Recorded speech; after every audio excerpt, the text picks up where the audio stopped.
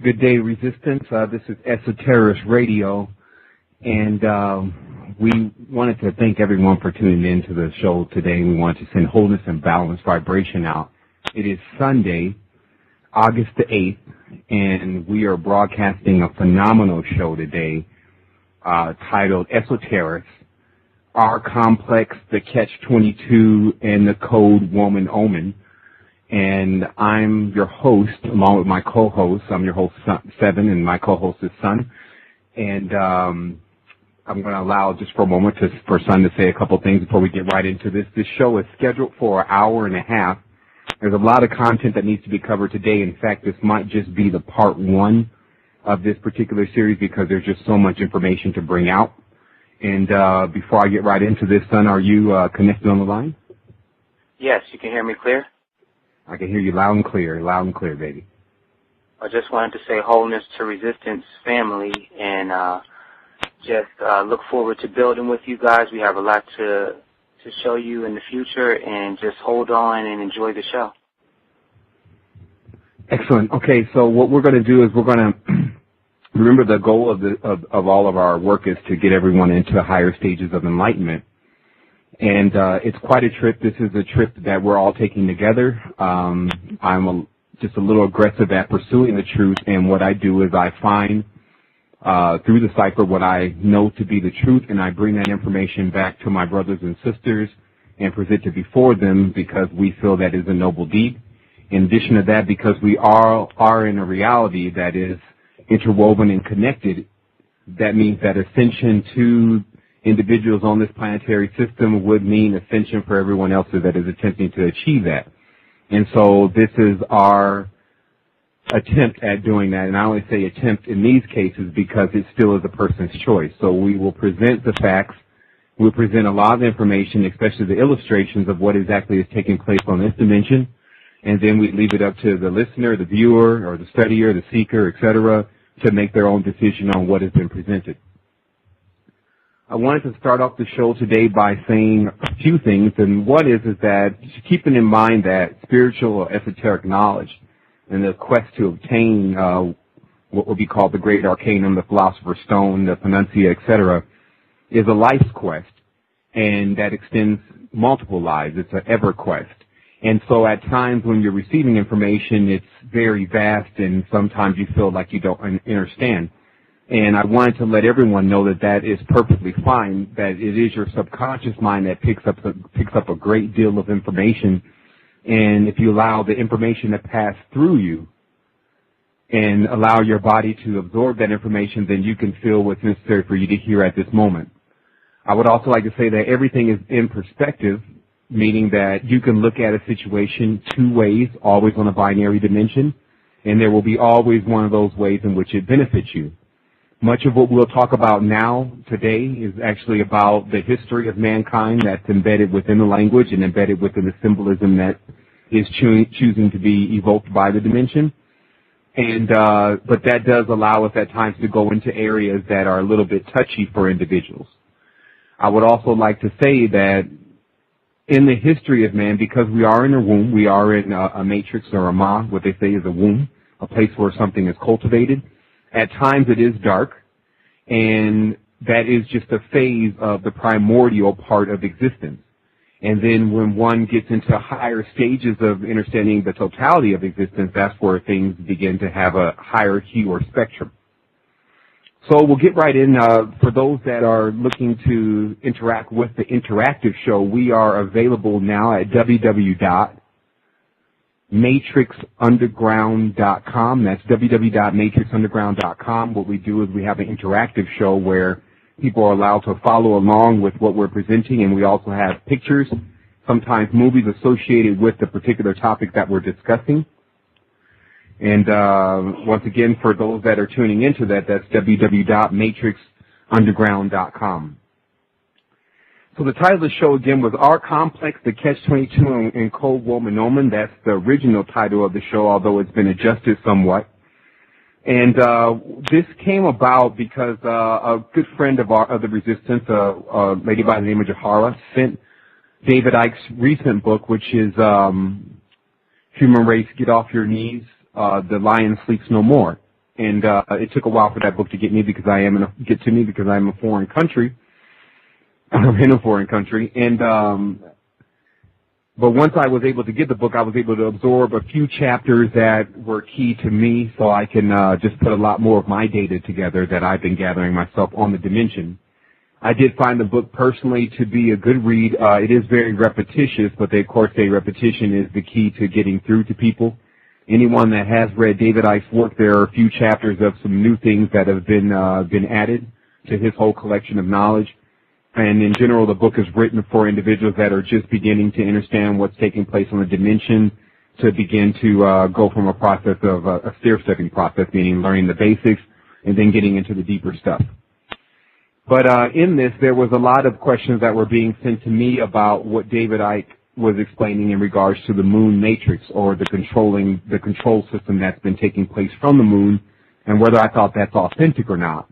And of course, with not having read the complete part in itself, then I couldn't give them a judgment on what I felt about the perspective David Icke himself was coming from, but I do know of a lot of the different involvements that have been taking place on the moon.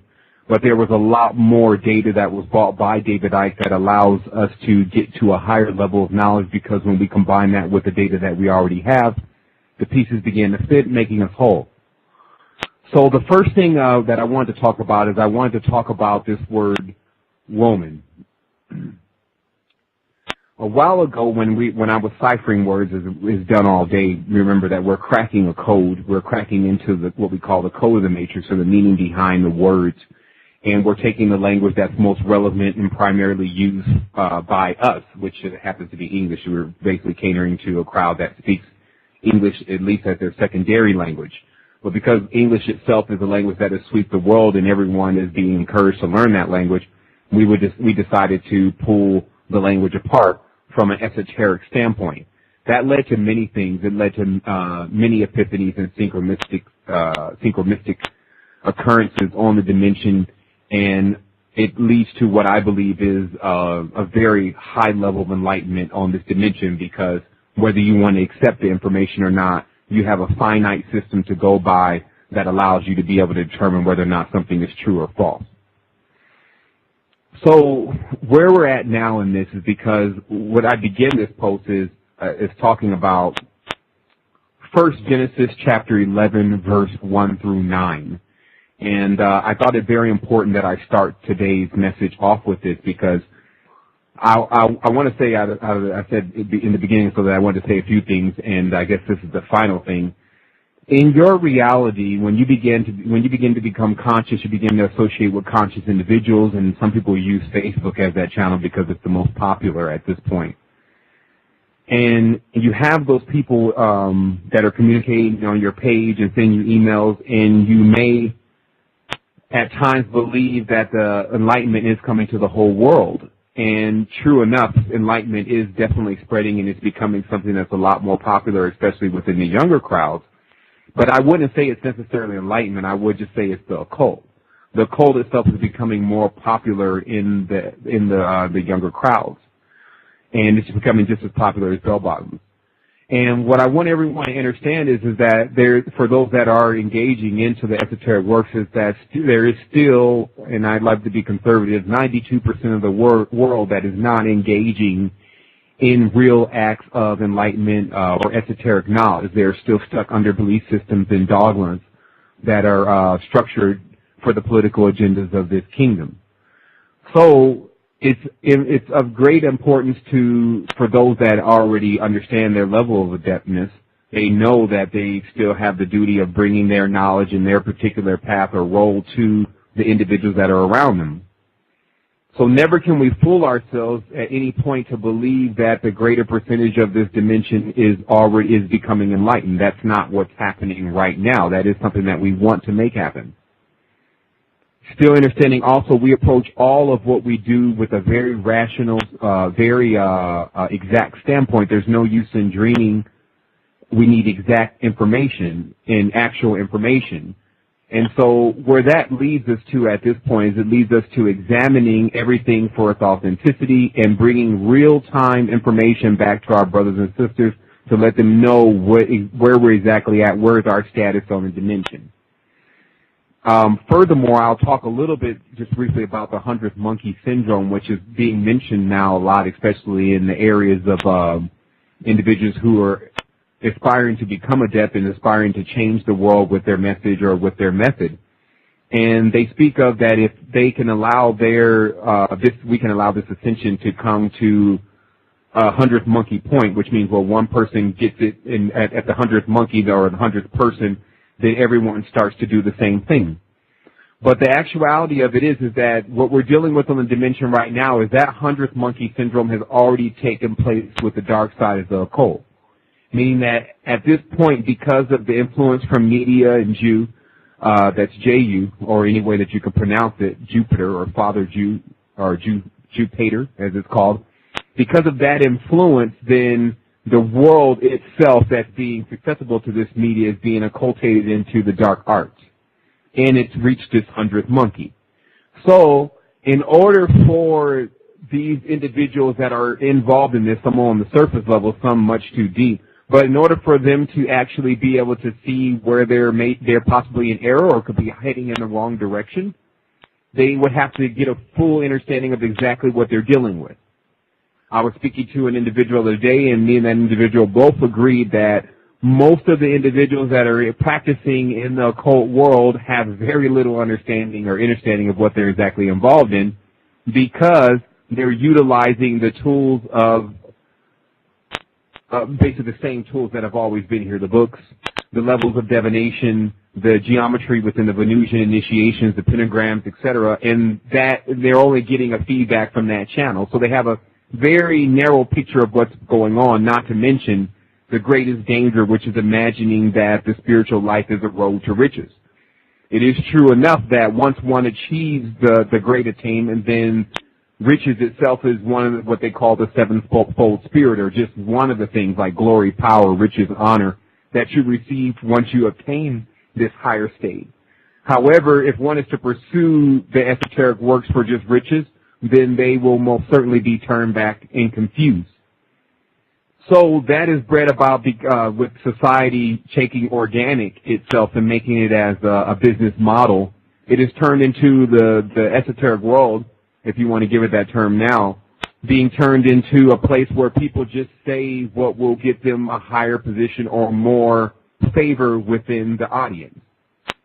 And this is unfortunate since the audience is really listening to be educated, but if the speaker is only saying what he can say to keep a higher audience, then of course the truth is going to be, is not going to come out as fast, at least. So what we do here is we bring it straight up, and then that's exactly what we're going to do. So we're going to get started here, and we're going to read the scripture, Genesis chapter 11, verse 1 through 9.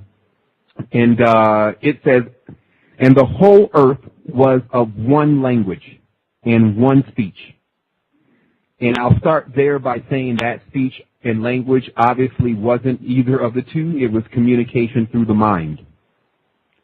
And it says, "And it came to pass as they journeyed from the east that they found a plain in the land of Shinar, and they dwelt there. And they said one to another, Go to, let us make brick, and burn them thoroughly. And they had brick for stone, and slime had they for mortar. And they said, Go to, let us build a city in a tower whose top may reach unto the heavens, and let us make us a name. Lest we be scattered abroad upon the face of the whole earth. And the God came down to see the city and the tower, which the children of men had built. And the dog said, Behold, the people are as one, and they have all one language, and this they began to do. And now nothing will be restrained from them, which they have imagined to do. Go to, let us go down, and there confound their language, that they may not understand one another's speech." Now, some people see I've inserted dog there where it should say God, but for anyone that understands the etymology behind these words, every single word means something actually. And it's not what you think it means if you don't understand the cipher within the words. It never deviates. So regardless of what you feel like you're saying, it doesn't mean that you're going to override the actual master code on the language, meaning that if you use the word God, it's just like you're using the word dog, because the numerical equivalent within these two words are the same. So if G equals 1 and O equals 2 and D equals 3, it still equals 6. And no matter how you turn it around, so whether it's Ogdo, whether it's dog, or whether it's God, it's all from a Germanic system in which their God is known as Gud, where you get words like good from. So what we're really dealing with here is that this should be the first hint. Notice the chapter is 11. The number of 11 is the number of division. It's 2. It's peace. So what's taking place here is the time in which a person should understand, if they're involved in any of these kind of religions that support this Old Testament, that they're obviously not dealing with a God that has their best interest in mind as far as harmony is concerned. Because here we see that the whole earth is on this unison language where everyone and everything is communicating and things are getting done and there's much progress being made. To understand a little bit of the Earth's history is to understand the reconfiguration of the brain. The brain that we're using now has been reconfigured. The first brain of the original, the mammalian humanoid species that lived here had several different compartments to hold separate brains. In fact, we found skulls, or pictures of skulls that have 4 holes in them. So through this upgrading process, what you're seeing is the loss of actual perception of what's really going on beyond Earth's current wavelength, which is a matrix. So what we're really dealing with here is that we're dealing with another being that is watching us. You know, the term they use is watcher. And then they decide, since we've now gone into this quantum thinking, because understand, they say man and woman may have been dumb at some point. But that doesn't mean they continuously were dumb. Because what they're showing in the histories is that just as aggressively as we're accumulating information now, we're accumulating 6,000 years worth of information every 3 months. That's the same thing that happened previously with the human brain. It started to gather, once it had a couple basic building blocks, it began to aggressively accumulate information. And of course, we have heard of preceding empires that had very advanced technology and things of that nature. So what we're dealing with here is we're dealing with a situation here in this Bible, which is known as, the easiest term is a prison religion, where the individual or the God is saying, well, we're going to go down and confuse them. Now, also see here that the God actually goes down to see the tower, in the city. However, if you are already there, like if you're in God mode, which some of us are very familiar with, or on the Keeper, when you look down, you see everything. So if you're not on God mode, then you bear the burden of having to go down and do your physical thing and look at it, or vicariously look through someone else. And so basically, right here in chapter 11 of Genesis, you're getting the real character of exactly who the author is of this particular book. So it continues, and it says, if they'll accomplish anything like this on unison and in harmony, let us go down and confound their language. But is this not the same God that says he's not the author of confusion? So this is what I'm talking about. This is the veil that sits on everyone's eyes that continues to believe in this type of stuff from the level of not utilizing it as an instruction tool, of a way to leave Earth, but not directly. A hidden code of a level of domination that takes place in the mind, like we talk about, they're mining the mind, and use it as that type of tool rather than what one is putting their hope in for what I've now just, I'm looking at least 22 crucified saviors now, but to be very light, we'll just say for the last 2,000 years we've been waiting on something when the only people that we're waiting on is ourselves. So what we have here is I pulled an ancient plaques of Isis. This is the picture that you see that's below the bird that is showing you all the hues of the color spectrum. And for those that are just tuning in, we're at www.matrixunderground.com. That's www.matrixunderground.com. Also, our parent site is www.resistance2010.com. That's www.resistance2010.com. What you're looking at here on the matrixunderground.com is you're looking at a picture of Isis in its antiquity. And it's where I snipped this particular picture from. It also said that, of course, her priests were adept, and they were originators of language, meaning that Isis is actually taking credit in the ancient books as being the creator of languages, which is most interesting because if we see that the confounding of our path began when we started to actually get all of these languages and begin to think that we were so separate from each other. We were even saying the same words like el, al, il, o, and ul. But because we had been given vowels, we didn't understand that it was just L. And so this level of, but there's also, there's more going on here, of course. There's something that actually makes a person believe that it's all okay and that it'll all work itself out. And they only can think about this very seriously for a moment before they immediately recline back into their normal lifestyle. So there's obviously some other level in which things are being controlled from a mental standpoint. That's not just what a person is accepting to believe. So that's what we're actually going to get into today. What we're going to get into is we're going to get into how minds can be manipulated by frequency and what that's led to. And we're going to talk about a real superstructure, meaning that how is this whole thing underpinned? Because what the main thing that I learned is that, yes, if we use Earth as a training cycle, then, and we learn what was the cream of the knowledge to learn here, we will be in the best position. However, if we continue to eat the scraps from the master's table, it was killing us slowly anyway. So we exist in a dimension where we're literally being poisoned from all angles, so everyone needs to be aware of that. Fluoride, TV, frequencies, smog, you name it.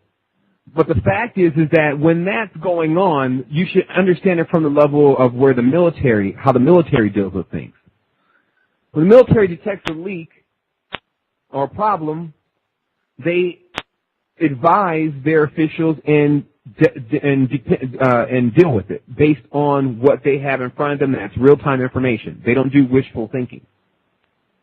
So if we understand that there's programming and things going on in the dimension, that means that there's literally an attack on us.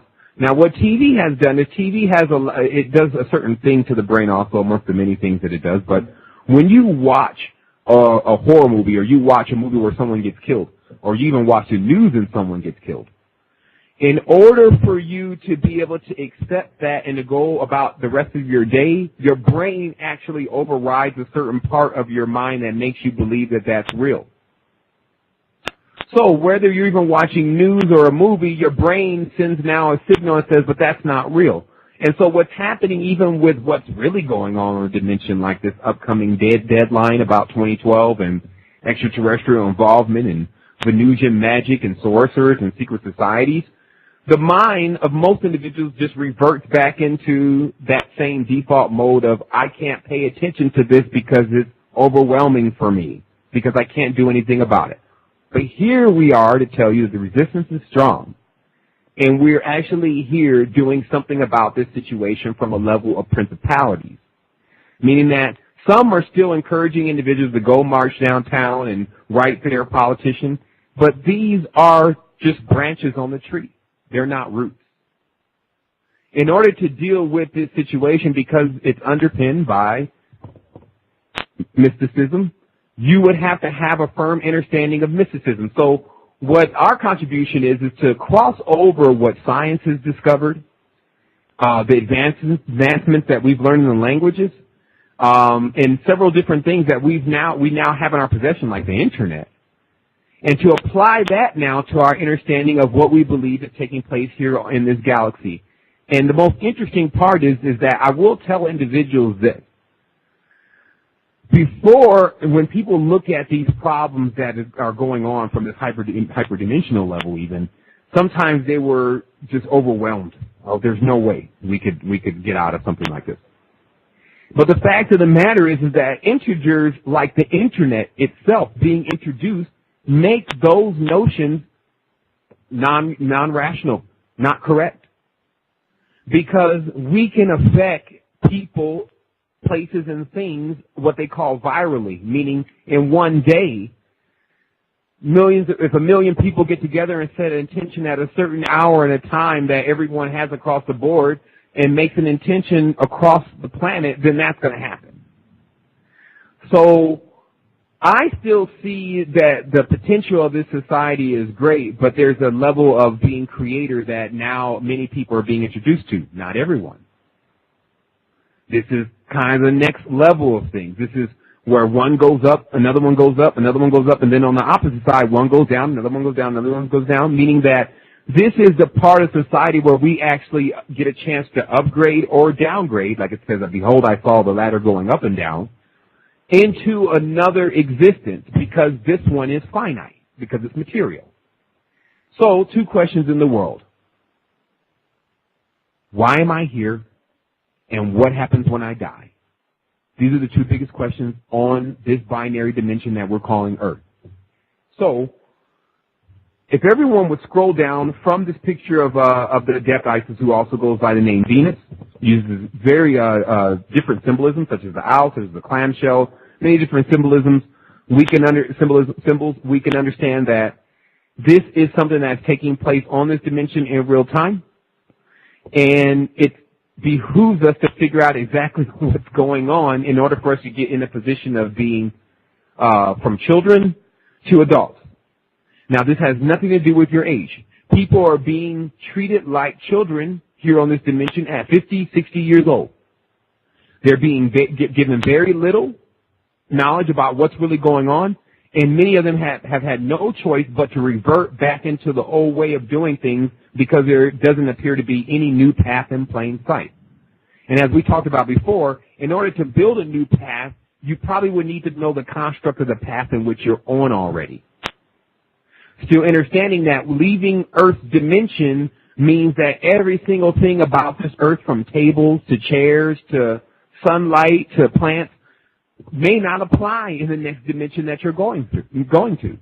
In fact, generally, there's nothing from a previous dimension that's inside of a whole new dimension, because that's what makes it new. So we'll talk a moment about what's between the numbers. What you see after 1.0 is 1.1 ad infinity, meaning that you can go infinitely behind the actual number 1 in the decimal point. And each of those numbers actually equal experience.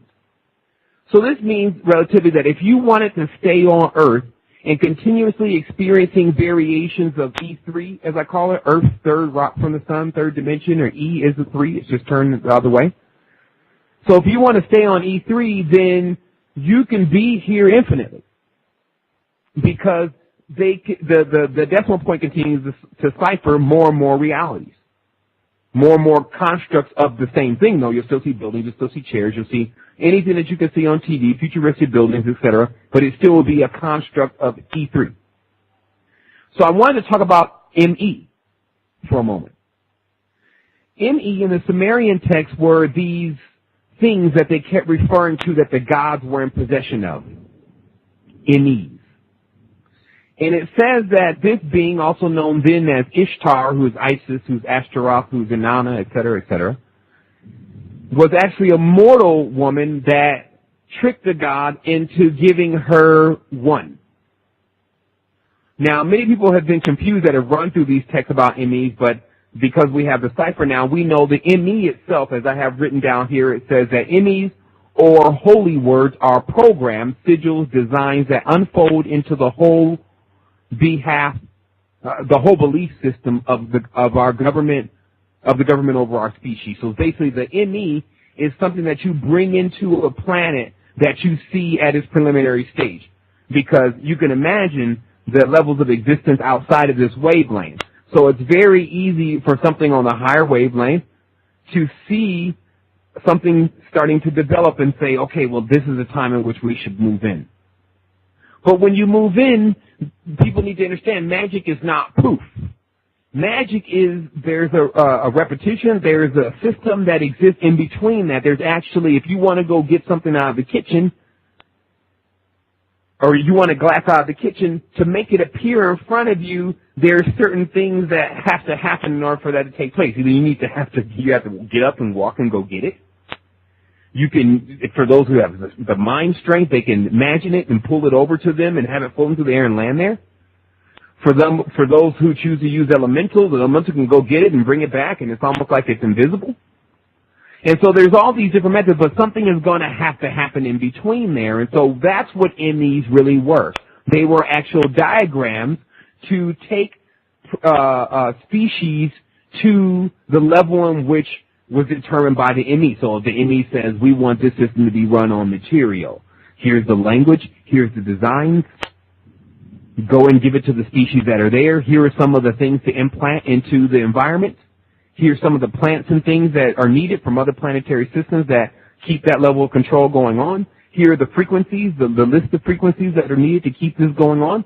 And so this is what we're really looking at, and it's a good time that we're now in, because we're able to actually analyze exactly what I call God science, geneticists or genetic scientists. So when you look at, so what David Icke is leading into, and what many people have been hinting around, is that basically the whole construct of how this is working is being controlled from the moon, amongst many other places, but the moon being.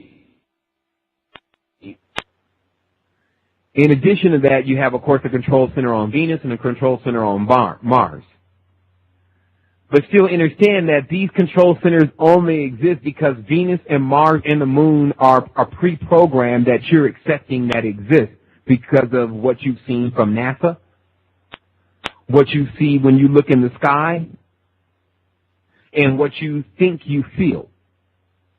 But to understand that the spirit itself is been put inside of an actual receptor, a vessel.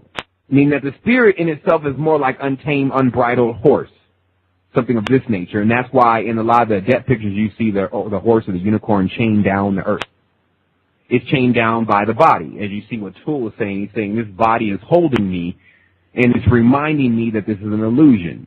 And that's, of course, this is coming out of the mouth of individuals who've already gone down that road, into that path.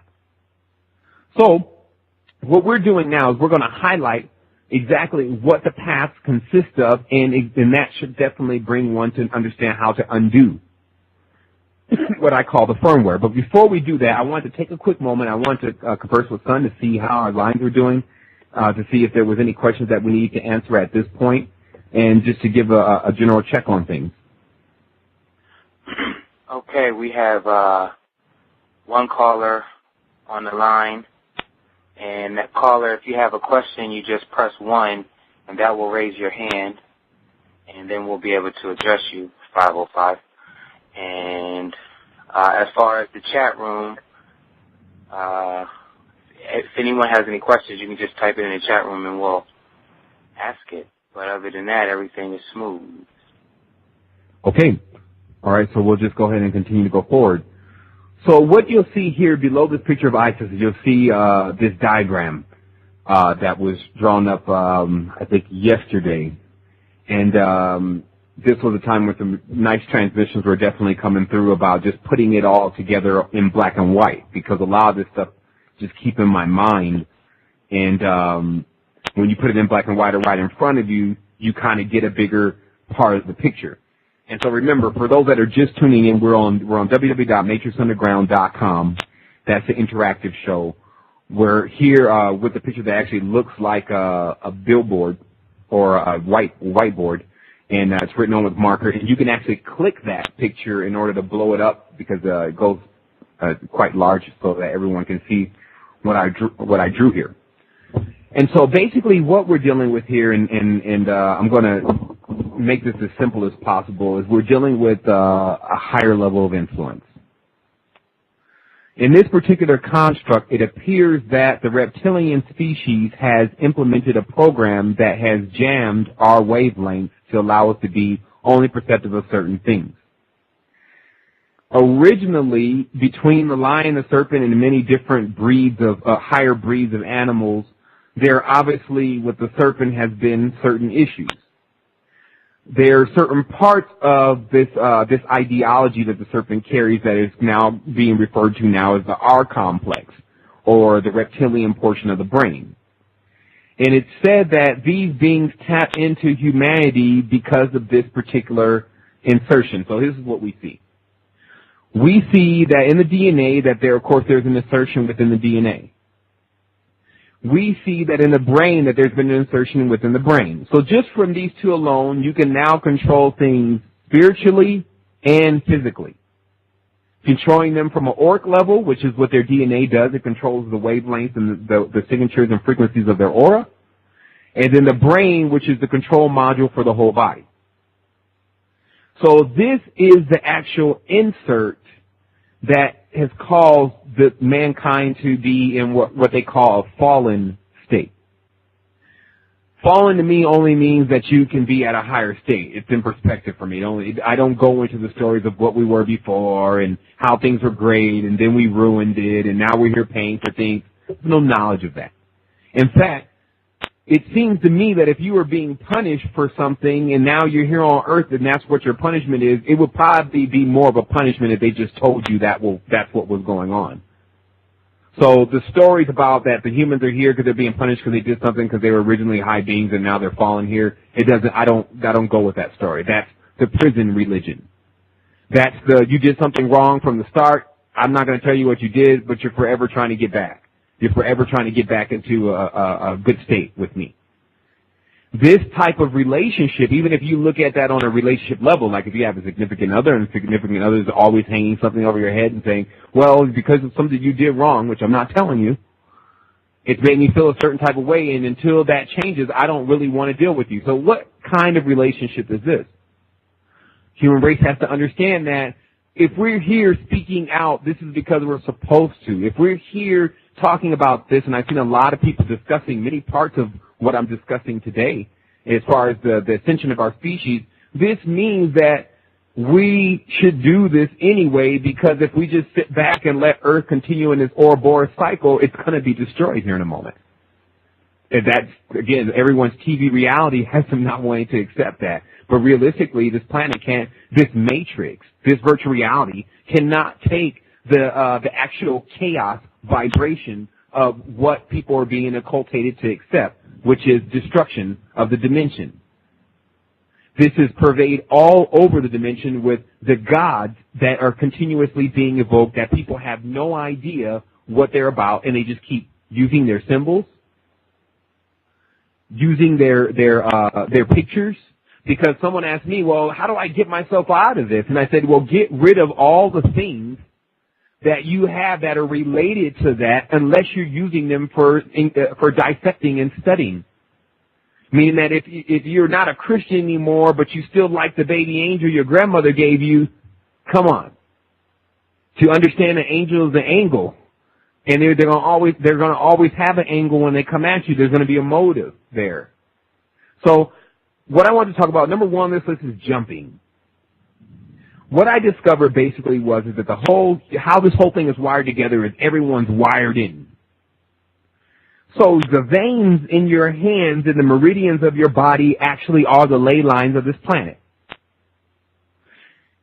And in addition to that, this planet, and this is fractals as they call it, this planet has another set of ley lines so our body has a set of ley lines that correspond to the planet. The planet has a set of ley lines that correspond to the other planets in the whole galaxy, et cetera, et cetera. So it keeps broadening out that this system is interwoven within itself. They call it circles within circles.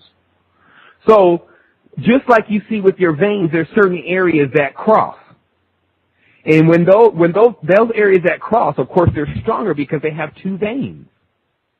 And so what you're looking at in this map is you'll see it says 4 and 8, Mars, Earth, 3, Venus, 13, and 5. And in the center, you'll see what looks like a Vesica Pisces. These are what I know to be portals that are configured all around our planet that allow these beings to actually be on third density. Because here's the thing. if you're a fourth density being, you can't hang out on 3D anyway unless you're in a fourth density state, meaning a fourth density sphere, meaning an area on third dimension that's been consecrated for fourth dimension energy, which is say pyramids are. There are places in which fourth dimensional beings can live inside of. If they come out of that, something won't work properly. And we won't get into the multiple things that could happen if a fourth dimensional being went full on into a third dimensional wavelength. So what happens is you have these portals that are on Earth that generally are where they lay these churches, where they lay these sacred monuments, where they lay these ancient buildings, wonders of the world, etc. And so what is really going on here on Earth is that it's being manipulated from a higher and a lower level, and that is also affecting our body. So it's no wonder that when a matrix such as Earth gets saturated with symbolisms, churches, and things like that on the ley lines, the general cure to that is to shake it all off. To actually, there's an earthquake and a cataclysm and water and all this stuff, just to get all the garbage off the ley lines of the previous species that was there and keep it going again. Keep them discovering and building again. So what we're really dealing with here is that there's a number system that the elite are going by in order to get them to the dimensions that they need to get to. Like if, for those that have watched They Lived, they could see that in one area where they got to the underground base, where these beings that clearly were perceived to be reptilians were shooting themselves to other planets through this device, and that's called jumping. There's also a movie Jumper that says that basically if you have a picture of it at least once, you can jump to it. Meaning that if you ever seen the Nebular 5 on Quasar 1 and you had that image in your picture in your mind, you can always jump to it if your faculties are straight. So that's why humans are sometimes depicted as fish that must be netted by the Egyptian gods calling themselves netters, or the Christian gods calling themselves fishers of men, because they move. It would be difficult to capture a human being if they can think and immediately be projected to wherever they're going to go, wherever they think they're going to go, and wherever they've been. So this jumping ability is something that we still have inside of us that some have turned on. Most people jump every night, and they jump in their dreams, but sometimes they don't jump very far because of the level of energy within the body, the chi energy in the body. Now, I'll tell you that what's happening here on Earth is that everything is within the language. So until a person actually goes inside and learns how to intone, which is number 7, we'll talk about that, but once intoning starts taking place, there's going to be very little that's really not influenced by this dimension. Okay, when you say I, you're saying dragon. Okay, the Chinese word is the oldest word that can be found for the letter I. It means dragon. If you look in many different texts, you see chi means dragon. So that's no different than the chi energy and the kundalini energy, also depicted as dragon and serpent. So basically you're living on a dimension that every single thing that they want to show you of any power has something to do with a snake. This is a clear influencing or programming, because we are now smart enough to know that everything does not come just from the serpent. But how is it that the serpent has risen itself up to make itself originator, or everyone wants to make everyone, it has made everyone believe that it is the originator? What kind of game is this?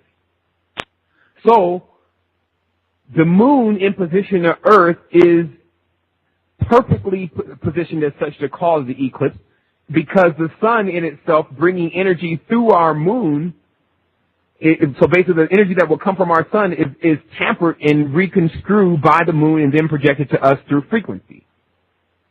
Your every thought is being somewhat manipulated because all of those frequencies are radio frequencies. And that's what we're discovering now with the advent of the GB4000 frequency generator machine that we've acquired. And for those that want to see that, they can check out the Resistance Turn On with Division video. But when you tap in, notice in most cities, there's a 99.1. That is actually a portion and part of your cerebral cortex, your brain, And there's always something broadcasting there. And, of course, there's a 105.9. And so all of these actual frequencies, because they're actually energies, this is the difference between radio frequencies and audio frequencies. One is actually energy. These energies are permeating the brain all the time with Christina Aguilera and the rest of the dirty stuff. So this affects a person's level of being able to stay focused on exactly what the situation is. In addition to that, we have some type of involvement where the species that has been, making this happen, which will be shortly disposed of, as like I said, there's a truce that's looming, and there's only a short period of time for that to finish taking place. And whatever, if the sides agree, then we can now have harmony. And if there is no agreement, then there will be a removal of the Tyrannosaurus. So there's been this manipulation, and that manipulation is actually taking place also with the woman. And that was the biggest epiphany that I've come into since last week, because it's continuing to get stronger. The more that you learn, the more it puts other pieces together. So because woman is also carrying a womb, she's been used to portal, basically, bring other existences into this planet. Her physical body has been now used to do that, to bring beings externally into the planet, because a woman or feline being naturally, which is a part of our counterpart, we're supposed to be together in spirit anyway, meaning that when we exist in the cosmos, we're male-female, and when we birth, we do it internally. And so what's happening now is that the female is being used to birth externally, but because of her susceptibility to or having this magnetic womb matrix in her stomach, she's also directly connected to the moon. And this becomes what I call catch-22, because most of us as men are very fond of women and the female species, and wherever we go throughout the galaxy, we would hope that there's women there. And so what happens here is that I discovered the most treacherous plot by this dominant species that is actually, it's just depicting itself as a reptilian. There was something that just recently took place with rockets that were being fired at the moon, and they were searching for water. Okay. For anyone in the know, this is the silliest excuse for why they're firing rockets at the moon. It immediately says, I'm doing something else. But regardless of what they were doing, because many people they have their notions, but the fact is that women were affected when those rockets hit the moon. And I've now talked to a couple of women directly and asked them about their time, and one woman in particular brought it to me and told me about it and what she experienced. And she said that she experienced abnormal menstrual cycle, painful menstrual cycle, etc., etc. So this means that whatever is done to the moon is actually going to affect the physical body of our women here. So for those that are adept, they know that the moon plays a large role in the occult, probably the largest. There's more lunar things going on here on this dimension than possibly solar things. So what would all this really imply if we continue to go on and we find out that as far as pheromones are concerned, that females actually emit the same pheromones as iguanas, but men don't do that.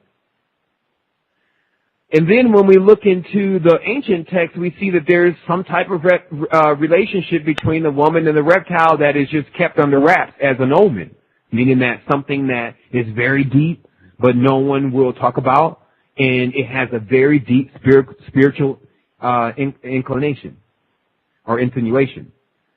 So basically what I began to discover was, with this manipulation that is taking place, woman is being continuously used to bring forward the energies that are necessary to keep the dimension in its level of delusion. And I'll explain this. And we'll also, this is not at all about just what the women are doing. Like, I have a whole thing to go through next week about what the men are doing. But it's about time that someone highlights what we're all doing, since we're all men and women, we're all adults, we're attempting to be adults here, we're attempting to ascend here. We need to talk about what's really going on so that no one's fooled anymore about what they're doing, and they can do it to the fullest now. Meaning that if you're going to choose one of these paths and religions and dogmas, you just need to know exactly what you're getting involved in, so that way when the repercussions begin to take place, you're not standing there like, oh, I didn't know that was really going to happen, because you understand exactly what you're involved in. This also gives the person who doesn't want to be involved at all more of a reason why not to be. Understand, there's balance that must take place, and balance means kind of pulling oneself out of all of this belief system and dogma and beginning to create your own, to become your own creator. But again, in order for that to happen, then you have to understand what needs to be undone, what needs to be removed, and what certain things really do. And so I have here a chart of the ancient language from Hebrew going into hieroglyph, which people can kind of take a look at on when you get some time to see the transformation of letters. But in addition, you'll see many different secrets here behind, like when you look at the shin or the W and it says the sun, you'll get many secrets here about what these symbols really mean, because the double twined serpents that you see on Hermes Caudatius staff or that particular staff, one of those serpents is the sun and the other one is the moon, according to them. They're saying that there was a greater light to rule the day and a lesser night to rule the night. And that symbolizes two serpents to them, as far as the depth that practice into this particular initiatory system. And so what you're dealing with here is you're dealing with the energy that they're pulling, they've already deemed in their mind as coming from a serpent. So it doesn't matter if it is or if it isn't.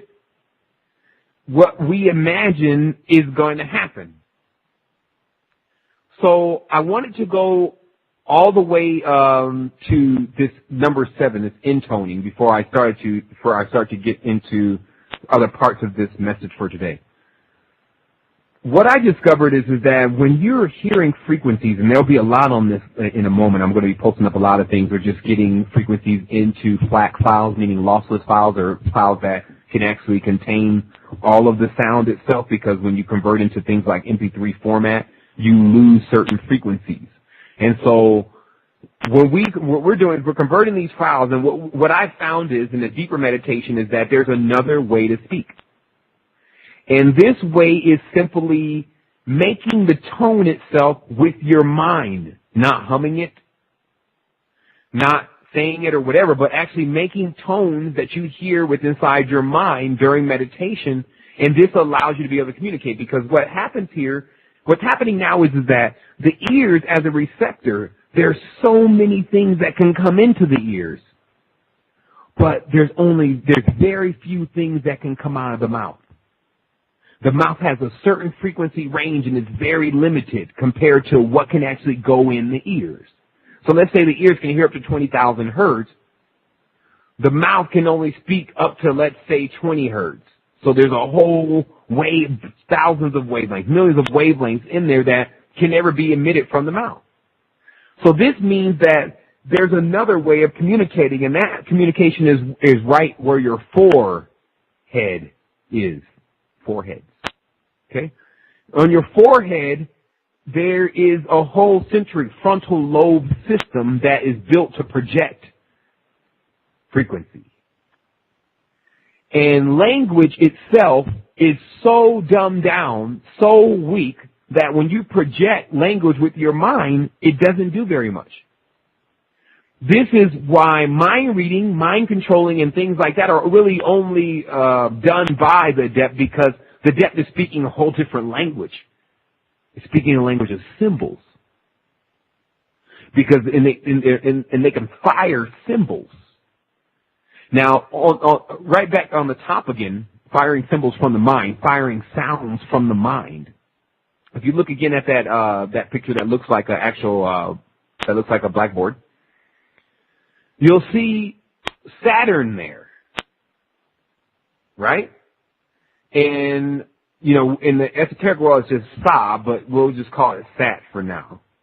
Or Ass sometime, which is a heavy occult word. On one side, and he's 6. And then you have on the other side L's, which they represent themselves by 7. Then if you invert either of these stars, and the only way you can tell with the 6-pointed star is if it's interlaced, then it brings forth the lower sphere of a 4-sided sphere. So basically what you're dealing with is not as cookie cutter as most people are making it seem. Merkabah leads the park to Saturn. You turn your body into one, that will be the limit of your sphere, meaning that you can only travel within that. Some understand how to do the same thing with the dodecahedron, which is basically a hyperdimensional pentagram. Some understand how to do that with the octagon itself in a 2-dimensional standpoint.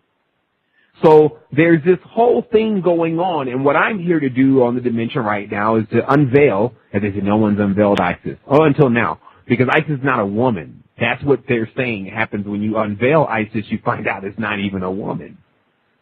So the thing is that when you're looking, what you're literally looking at here is you're dealing with something of extraterrestrial origin. They're going, well, what is under there then? Something of extraterrestrial origin. We'll just put it like that.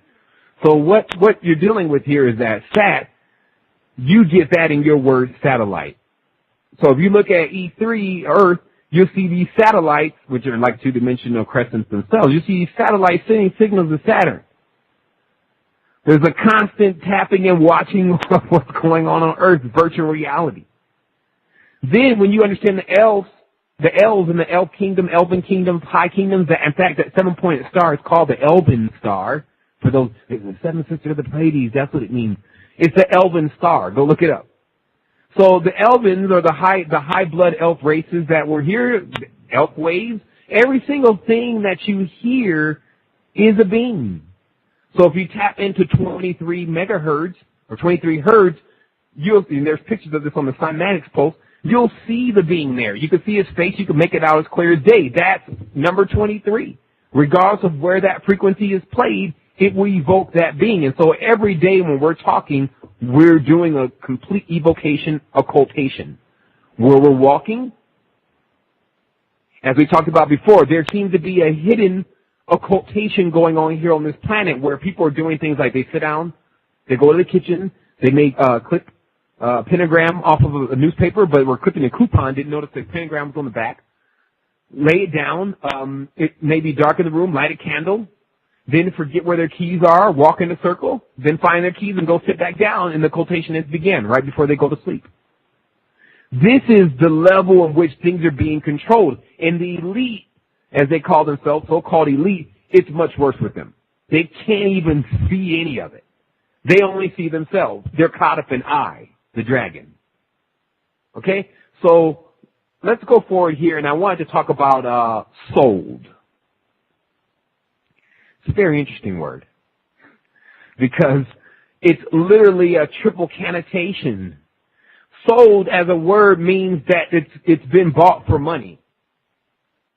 But as a word, it also means something just was put inside you, like a soul is now inside of you. I've been sold, S-O-U-L-E-D. Then when you take it apart using the code itself, you have S, old, and we know S is the symbol of the serpent. It means serpent, so it's the old snake. He sold. So how is it that the Kundalini is indicated, the Chi energy is indicated as a serpentine snake type energy? Sold, or having a soul, is indicated as you have a snake inside of you. SG1, they chop off the head, the snake falls out. Star Wars, the queen inserts a snake into the clone.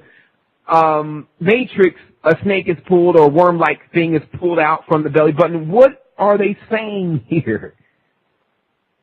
So we'll keep going.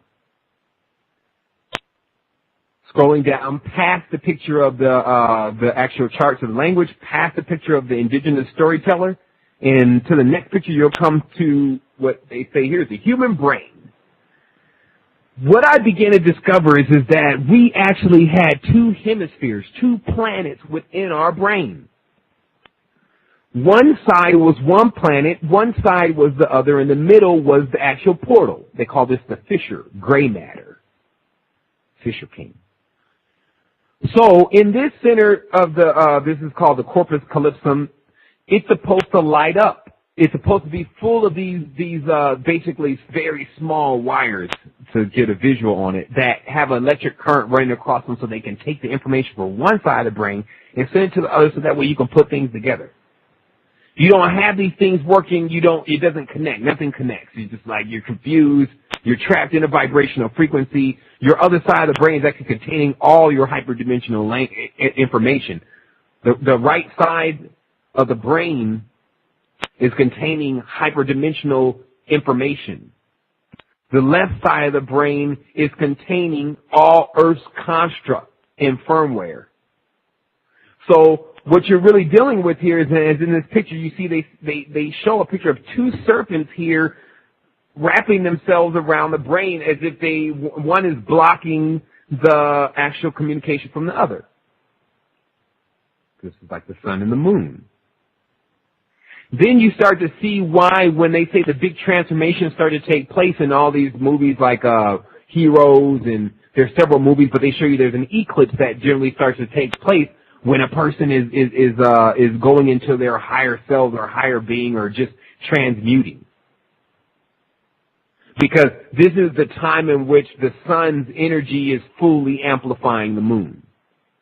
And so the moon is sending across all these ideas of what we should be and what we should be doing and who we should serve and what program we're going to take next. And then during the eclipse, it gets a chance to turn it on high so that it fully affects. And then during the full moon, it's on high again so that the program can continue to seep in. And then the whole environment is being cultivated as such. How? Because most of the individuals on this dimension worship the moon to some level or another. There are solar cults, which is still another energy. So what we're dealing with here now is we're dealing with having to bridge, which you see is number 8. Bridge worlds of understanding between all of the black man, white man, Chinese, black woman, white man, white woman, Chinese woman, all these different spectrums that we think are existing, which are not. We have to build a bridge to them in order for us to get a total collective consciousness of ascension going on. So I'm going to take this moment. We're going to take, I think we should be around the top of the hour. Check the timing here. Yep. About at the top of the hour. Actually, we're at an hour. This is only an hour and a half show, by the way. And for those that are just tuning in, this is www.matrixunderground.com. I want to take a moment to answer questions because this post has been up for about a week now. So those that have looked at it may have had some questions about things that are here. And if not, then I can finish off with some notes that I took this morning, and we could just go from there. So I'm going to let Sun scan the call system and just let me know if there's anything out there. Okay. Jahara asks, Orion, in the interpretation of Edgar Cayce, it was mentioned that if we could remove the belt of Orion, what is meant by this? First of all, a lot of this propaganda, this New Age propaganda, because, this is the raw papers, this is all of that. The Orion saga, which, we can send a link on for those that are interested in that link, is very extensive. So anyone that wants to really get involved with the wars between EA, Enlil, Tetra, and the rest of the club, High Father, Dark Side, all the rest of these beings that exist in Orion, because it's like a family up there, a big family, and Earth is very preliminary to Orion. And so what's going on is that now the belt of Orion is from my understanding, the 3 stars make up the belt of Orion, and these stars are also known as the 3 magi: Melchior, Belteshazzar, and I kind of forget the other.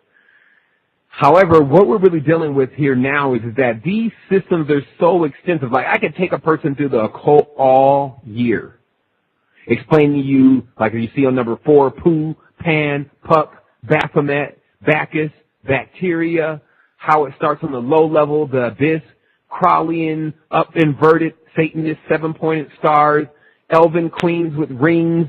I can take you all over this virtual reality, showing you different parts of what are supposed to lead us out of here. The fact of the matter is that to make it so simple, it just boils back into energy. The only thing that really needs to be removed from an individual is, one, their emotions. Emotions, whether they're good or bad, like when you get very happy about something, is almost setting a person up to become very sad about what is going to happen next. Because if you like the car, eventually the car is going to get old and you're not going to like the car anymore. So it's going to cause at a certain point the actual opposite feeling, emotion. So what happens now is that we're really at a level where we can take these old dogmas and myths, take the good stuff out of it and astringe it, but if it's anything telling us that you have to do so and so and such, and it's all in code, of course, in order to get out. Like they say, well, you have to ride the white dragon through the pole star in order to leave the dimension because Alpha Draconis is wrapped around our pole star. That's a code. So if a person can't understand exactly what that means, it only becomes more of a stumbling block to them. So what we're saying is that, what I'm saying about the three belts of Orion and what they say, they're saying that basically you have to evoke the magical path of the three wise magi in order to completely have the totality of what's going on in this dimension. Is that true? The magical paths of the magi are so deep, it would probably take multiple lifetimes to penetrate one. What we're really looking at here now is that we're looking at the new mind has now, which is really not a mind at all. It's like something else. It's getting new terms. We have to be open to our own increase. We have to understand this stuff that's been given to us before is just a layout. It's not the whole thing. Let me tell you why. What would give you the whole thing anyway? Like they say, okay, when the extraterrestrials gave us technology, do you think they gave us the best stuff? No. Why would they give us the best stuff? Why would they give us the stuff that even if we used it wrong could take them out? That's not what happened. So what we're dealing with is a construct and pieces of a puzzle in itself that we have to put together. And then we have a race also that we're in that we must figure out the whole part of the puzzle before the puzzle is completely complete. Meaning that on the dimension has a finite amount of time to complete its puzzle before it begins its transition phase. All transition phases equal turbulence for individuals that are not prepared for them. So all these ideas that it'll be a smooth transfer, it will be if people stop playing with the pentagram. It will be if people can leave Jesus and the rest of the Orion saga alone. It will be if the Chinese can stop worshiping the dragon. It will be if the Hindus leave Shiva and Kali and the rest of the destroyers alone. But you see that what's really going to happen here on Earth is not happening for everyone, but happening with individuals. This type of structure has always been like this because it's an ME. It's an actual construct that is continuously running to allow some of the individuals that you're looking at that are seen to be coming from a mammalian life form, meaning that they used to live as animals before. And on that level of consciousness, all of us have been through those levels of consciousness, to be able to actually now go walk into a store and buy what can give you the Philosopher's Stone, if you understand your alchemy. So it's opening that up, but everyone's not accepting that. Where are they going? Meaning that if you're actually saying, well, we're going to all leave the dimension, okay, well, where are we going? Are we going to a new Earth? Is there taxes there? And so what I'm saying is that there's a lot more to what's exactly happening here on Earth, and that people now have the opportunity to investigate that. They have an opportunity to do it with individuals that know more about what's going on. They have the cipher. They have the books. And all this means is there will be no excuse. Now, the frequency itself of this planet is altering the consciousness of this planet rapidly. The moon is being utilized to do such things. A person, in order to be impenetrable to such things, needs to get full control of their mind. And they need to understand exactly what energy is, exactly how not to allow their energy to be manipulated, exactly what the occult is, how people are utilizing the occult, how two-dimension works on two-dimension, how sigils work, stories of what's really happening here that are the most important, and they need to gather together with other individuals in order to stay close in this time of transition that is surely to be the biggest transmission that we've seen. And that's really where we're at. And, son, do you have any more questions there?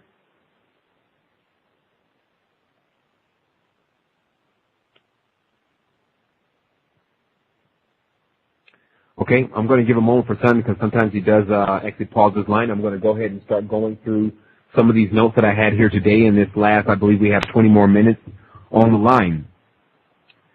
The first thing that I had here was talking about fear.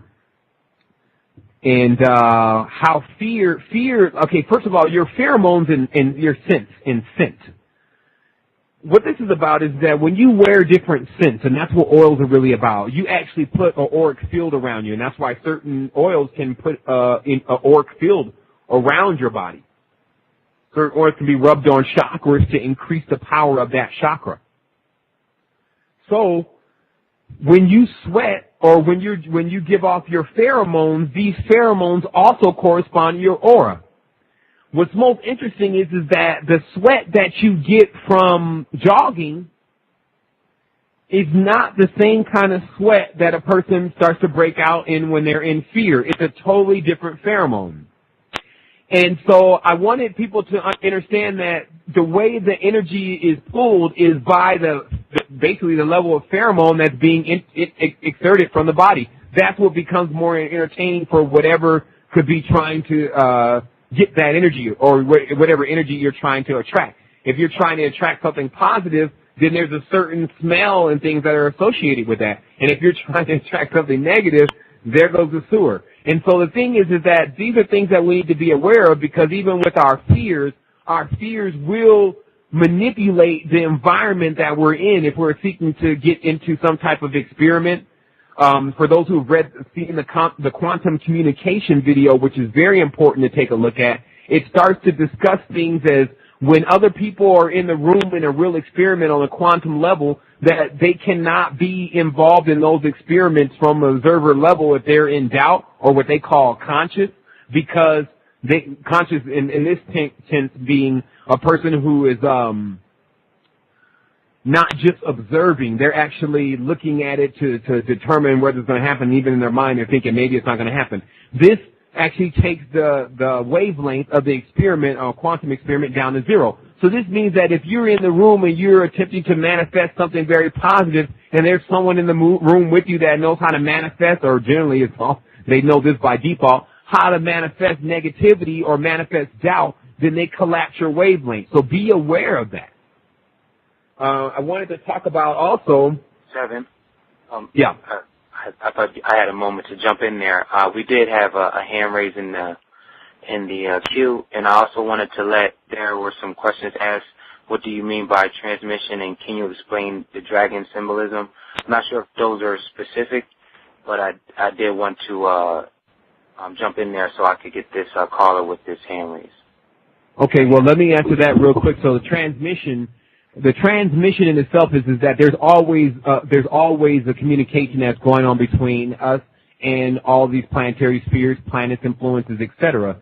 So there's a big transmission that's going on now because of the lineup. The lineup is allowing there to be multiple frequencies that are open that are normally too far from each other. So this is basically like your house phone doesn't work on the same wavelength your cell phone does. You try to take your house cordless phone, it can only go so far, while your cell phone can go a lot further. So it's the same thing. There's certain energies that we correspond to certain levels of knowledge, because I don't doubt it at all. We'll eventually travel this whole galaxy, but the information from those quadrants and places are closest to us at times, and that's where we're at. As far as the dragon symbolism, it's everywhere. So a person would have to ask a general question to understand, to allow me to break down one particular part of it. But it's basically in everything. It's the level of control where something has erected itself as God over everything by continuously convincing a person from all angles that they really are God. My God is not a snake. In fact, my God doesn't even go by that name, God. So that's the thing. Until people start learning how to unlock themselves from that, then they can stay here with Ouroboros. And he will continue, or it will continue, because it's androgynous to my understanding, to run societies as such. These can be looked at as training cycles or prisons, depending upon which one floats your boat. But the fact of the matter is that if you want to rise beyond this, then you have to leave dominion. And as we talked about before, this dominion of God and belief that there is something that is higher than you that is requiring you to bow down and worship it. If there's something that's higher than you, that's like you asking your children to bow down and worship you because you're older than them. You want a level of respect, yes, but how much is it going to benefit the child to continuously bow down and worship and war with other children that belong to other fathers and mothers, etc., especially when we're all connected? So, did you want to go ahead and let that call in? Okay, this is area code 505. You have your hand up. I'm going to unmute your phone. Just say your name. How much time do we have? From. We have 14 minutes left. Okay. So just say your name, where you're from, and then you can ask your question. Hey, Sevan, this is Nima in Albuquerque, New Mexico, and this is good timing from Dominion. Dominion, Nima. you have Domingo, which is the sun. And can you elaborate a little bit on the sun and how the sun is changing and actually yin within yang and how it's female as opposed to, the moon? What is the sun's influence on the earth and the frequency through people right now? If you could elaborate on that, that'd be excellent. Thanks. Well, basically, the more I continue to pour into it and the more I continue to sit in meditation, what's really being transmitted across is that these lights are our influence. That when you're, just like in your zodiac, when you're born, a star appears first, and then you appear here on the planetary system that you correspond to. And then the larger bodies or celestial bodies that are around you begin to affect your attitude and behavior, and that's how they're able to tell by zodiac what a person's personality and way of being is going to be. And so the sun and the moon, as another fractal for us on the planet, have the highest level of influence on us. If we can look at ourselves as a species and look how far we've gone, still burning oil, still doing different things that we've already been able to highlight as not going to get us into progress, we can probably look at the sun and the moon as being more responsible for that than us, because they're more stronger than us. And so this becomes a touchy area because most people don't like to gather into these things because we love to be grateful, which is fine, and we love to accept what we're dealing with and to be appreciative, which is fine. But the fact of the matter is that there's always people that come to the planetary system that have a better idea of exactly what should be taking place and exactly what level we should be going to, such as AC being introduced and different things of that nature. So what I see with the sun and the moon now is I see influence. I see the sun emitting vitamin D. I see vitamin D as substance D. I see that when a person is out of the sun for a very long time, it seems like they can really they go a lot more lucid, meaning that the dream world becomes a lot more real than this actual reality itself when one is not affected too much by the sun. In addition to that, I do still see the sun as an energy source that is a lot more clearer than the moon. And this is because the level of influence from the moon has showed itself in the occult to be not positive, meaning that, and people need to understand, my positive and negative is like a positive and negative from an electron microscope. I'm not the positive and negative from the latest occult novel. So what I see with the moon and the lunar cult is that it's now, if whatever it was before, if it was something good, it's not that now, because all it is leading a person into what I've witnessed recently with some of these moon goddess communities, walking in the shape of Visikas, draining energy from other individuals that are around in a more of like a witch-type behavior or coven-type behavior, completely being very negative towards the men, as if we're the complete originators of everything going on in this society, still never realizing that we're actually still in a matriarch. The queen still runs everything.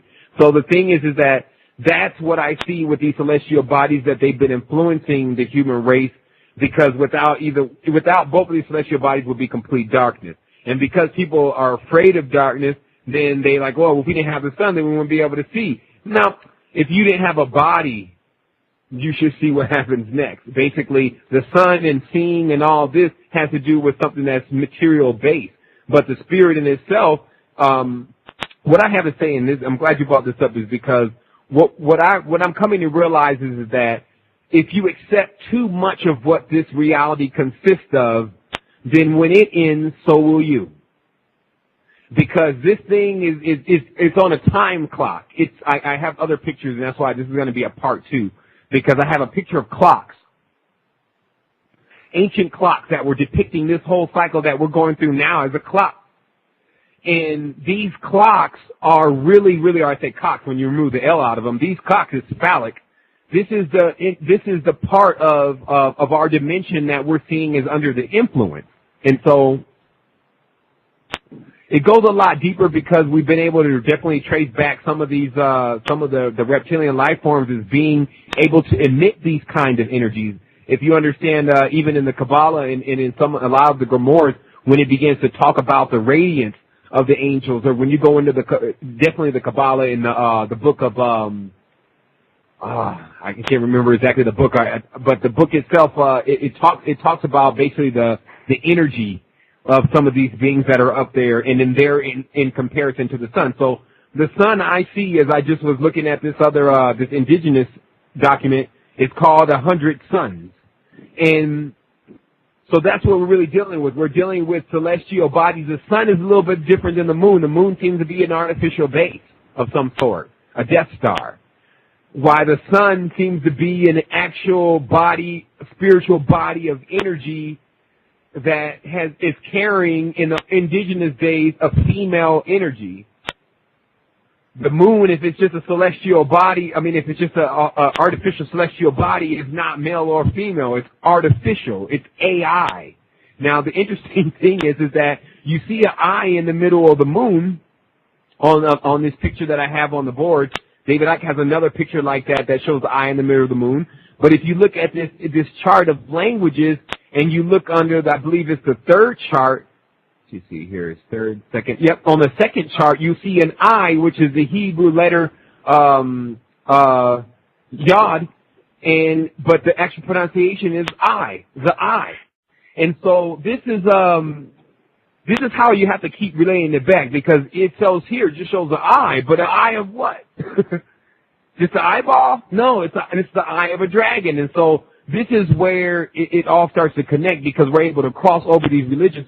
Our Babel is not as such anymore because we have the internet. We have this level of communicating with other people that have been a little bit deeper in the occult and experiencing a different part of the occult, and they're coming and we're comparing notes and we're saying, well, whoa, there's something else entirely going on here.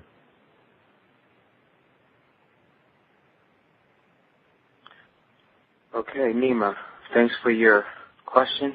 I'm going to mute your mic now, unless you had another question. That's it for now. Thanks, man.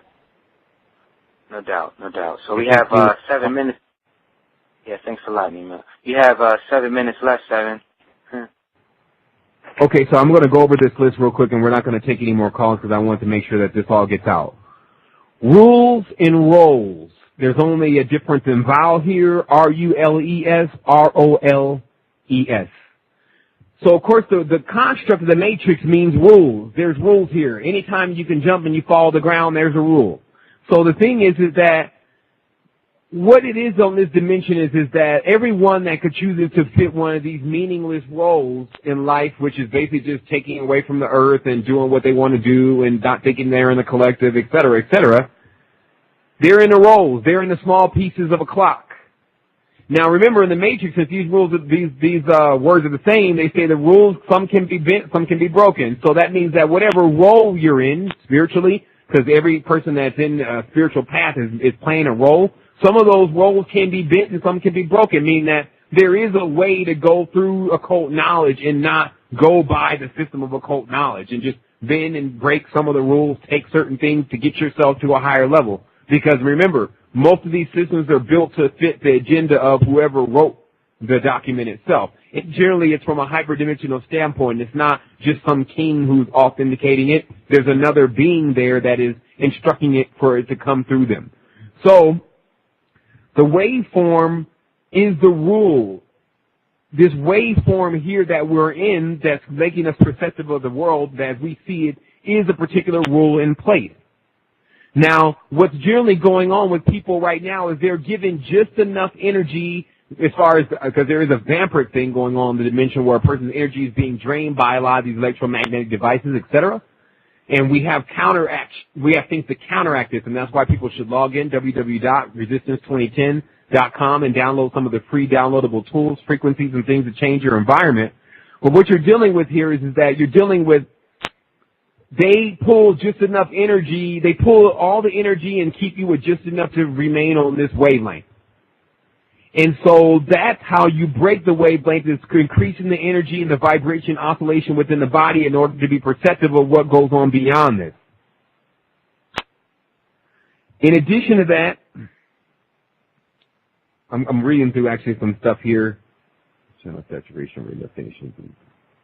We're going to get more into it. The next interview, we're going to get more into the Mars connection going on here on Earth, because Mars in itself, which is also Ram, it's remained kind of hidden, and this is what I was talking about the veils being pulled off. The more you come into the esoteric knowledge, you'll notice that certain planets have just been kind of playing in the background as if they're not involved at all. But Mars being so close to our Earth in proximity, what being a portal is, definitely open up between here and Mars.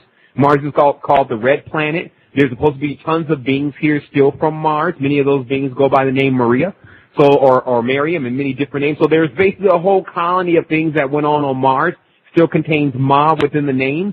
Ma, I wanted to point out, M means is equivalent to the number 12, and of course A is equivalent to the number 1, is in Aleph, and so that makes Ma mean 13. I think people should really understand that and the symbolism behind the number 13.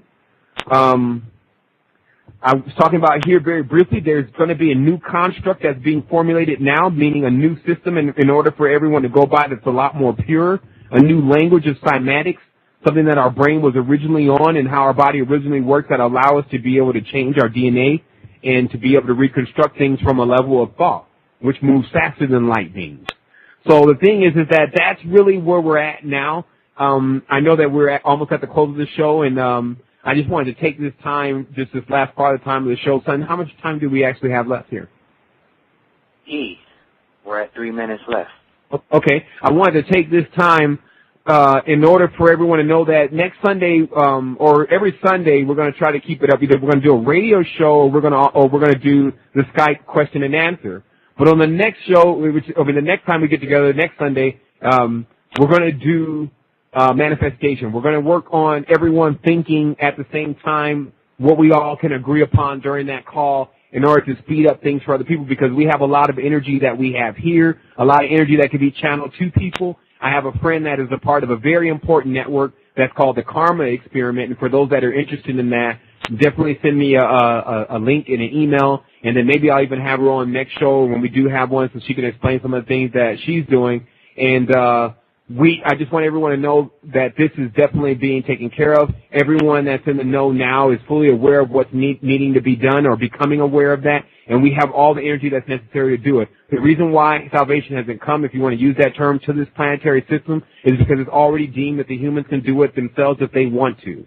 And so we'll just take this time to go ahead and close out, sending wholeness and balanced vibration to everyone, letting everyone be mindful of their frequency and to keep their emotion under control. And if they need me, they know how to get in touch with me. And I'm going to let Son go ahead and take us out with something on the call queue or on the music queue. And once again, I want to thank everyone for tuning in on this Sunday. What are they doing to